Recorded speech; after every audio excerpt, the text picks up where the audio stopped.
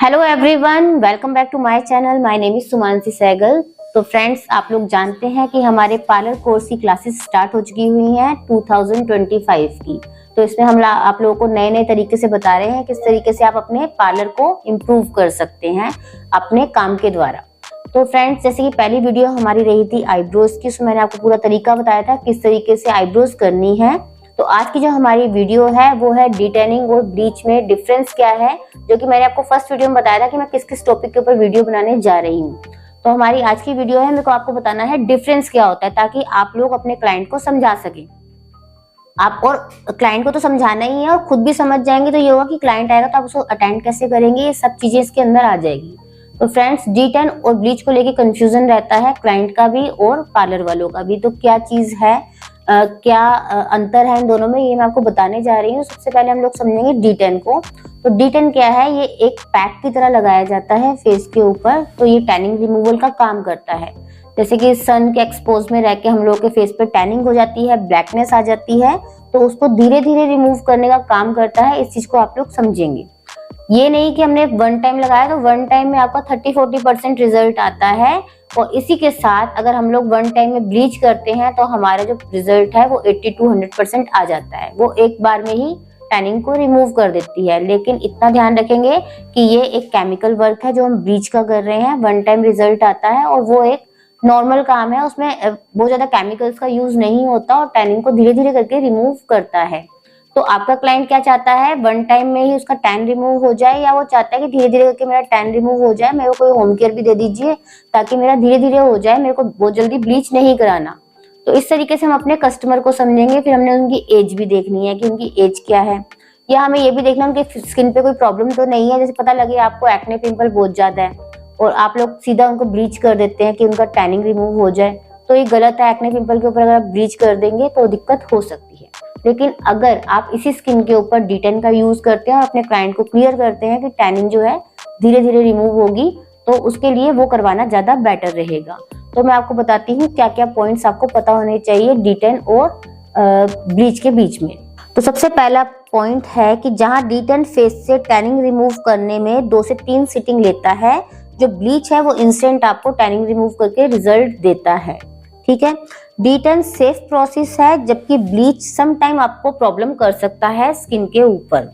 इसी के साथ सेंसिटिव स्किन के लिए जो है डिटेन सबसे बेहतर ऑप्शन है, और सेंसिटिव स्किन पे अगर आप ब्लीच का यूज कर देते हैं तो आपको नुकसान कर सकता है। सेंसिटिव स्किन कैसे देखेंगे, अगर रेडनेस ज्यादा है, पतली स्किन है, तो आप लोग डिटेन का ही यूज कीजिए, ब्लीच उनके लिए ठीक नहीं रहेगा। तो इसमें डिटेन जो है उसमें कोई पैच टेस्ट की नीड नहीं है। क्यों नहीं है, जैसे कि मैंने आपको हमेशा बताया कि जब भी हमारे पास कोई क्लाइंट आता है, उसने कभी ब्लीच नहीं कराई या कुछ भी काम फेस पे नहीं कराया, तो मैं आपको हमेशा बोलती हूँ कि उनके पैच टेस्ट कीजिए ब्लीच का। तो ब्लीच के लिए तो हमें पैच टेस्ट की बहुत ज्यादा जरूरत है अगर क्लाइंट ने नहीं कराया हुआ। लेकिन इसी के साथ अगर हम क्लाइंट हमारे पास आता है डिटेनिंग कराने, तो हमें कोई पैच टेस्ट की नीड नहीं है, हम आराम से डिटेन कर सकते हैं उनकी। लेकिन जब भी ब्लीच करेंगे तो ध्यान रखेंगे आप लोगों को पैच टेस्ट हमेशा करना है। इसी के साथ डिटेन जो होता है वो फेस के ऊपर जो हेयर होते हैं वो उसके लिए, उसमें जो हेयर होते हैं वो एज इट इज रह जाते हैं। जैसे कि ब्लैक हेयर है हमारे फेस के ऊपर, वो एज इट इज रह जाएंगे, उनका कलर चेंज नहीं होगा। अगर उसी के साथ हम लोग ब्लीच कर देते हैं क्लाइंट के, तो जो उनके फेस के ऊपर हेयर है उनका कलर चेंज हो जाएगा, तो वो ब्लॉन्ड शेड में आते हैं।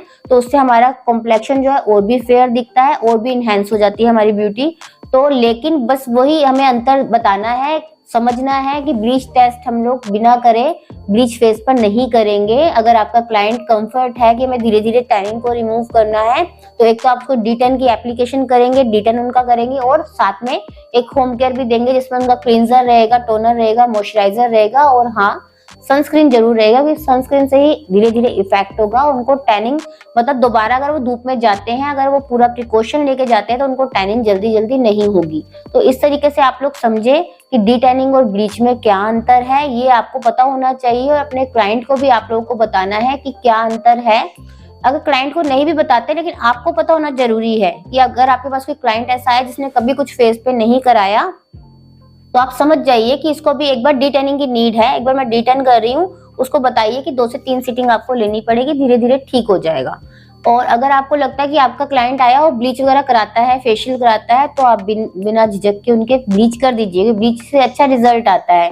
और ब्लीच करते समय ऐसा भी नहीं डरना कि ब्लीच से कोई नुकसान हो जाएगा। इंस्टेंट रिजल्ट आता है, लेकिन एक ड्यूरेशन होता है ब्लीच का। ब्लीच को हम लोग महीने 1.5 महीने के बाद करें तो बेटर रहता है। ऐसा नहीं कि फेयरनेस तो आती है, इस चक्कर में हम लोग 15 दिन से ही लगे पड़े हैं ब्लीच करने, तो वो आपको नुकसान दे जाएगा। ब्लीच को हम 1 मंथ 1.5 मंथ के गैप से करें तो बहुत अच्छे रिजल्ट रहते हैं। इससे फेशियल में भी अच्छा ग्लो आता है अगर आप क्लाइंट के फेशियल करते हैं। और टैनिंग रिमूवल पैक से मैंने आपको बताया 30-40% हमारे स्किन से टैन रिमूव हो जाता है। इसी के साथ अगर आपका क्लाइंट फेशियल या क्लीन अप करा लेता है तो और अच्छे से उनका जो कलर कॉम्प्लेक्शन है आपको क्लियर दिखेगा। अगर एक्ने पिंपल के भी मार्क हो गए हैं फेस के ऊपर तो टैनिंग रिमूवल पैक से धीरे धीरे चले जाएंगे। कहीं सनबर्न हो गया है तो धीरे धीरे इम्प्रूवमेंट करता है। इससे एक तो आपका कस्टमर आपसे जुड़ जाएगा, आप उनको कोई ऑफर दे सकते हैं कि हम लोग इस तरीके से आपका टैनिंग रिमूवल पैक आप लोग 15 दिन से लगवाइए हमसे, तो हम लोग आपको इतने सस्ते में लगा देंगे। तो ऐसे कोई ऑफर बना के भी आप लोग अपने क्लाइंट को दे सकते हैं। अब बात आती है ब्लीच, तो मैंने आपको बता दिया महीने 1.5 महीने के बाद करनी है। तो डी10 हम लोग कब कब कर सकते हैं? डी10 हम लोग अगर क्लाइंट के फेस पे बहुत ज्यादा टैनिंग है तो आप हफ्ते में पहले 2 बार उनको बुला लीजिए, एक हफ्ते के गैप से, मतलब 7 दिन के गैप से। उसके बाद उनकी टैनिंग कम हो जाएगी, उसके बाद आप उनको बुलाइए 15 to 20 डेज के गैप से 2 बार। तो उसके बाद बिल्कुल आपको लगेगा बिल्कुल फेस ठीक हो गया है। आप फिर उनको आप मंथली बुला सकते हैं। और अगर वो घर पे होम केयर यूज कर रहे हैं तो उनको इतनी जल्दी भी नीड नहीं रहेगी। आप उनको ये भी बता सकते हैं कि बहुत जल्दी पार्लर आने की भी जरूरत नहीं है। 4 सिटिंग के बाद आपका कम हो जाएगा, ये ठीक सा हो जाएगा आपका फेस। उसके बाद आप लोग अपना होम केयर यूज कीजिए।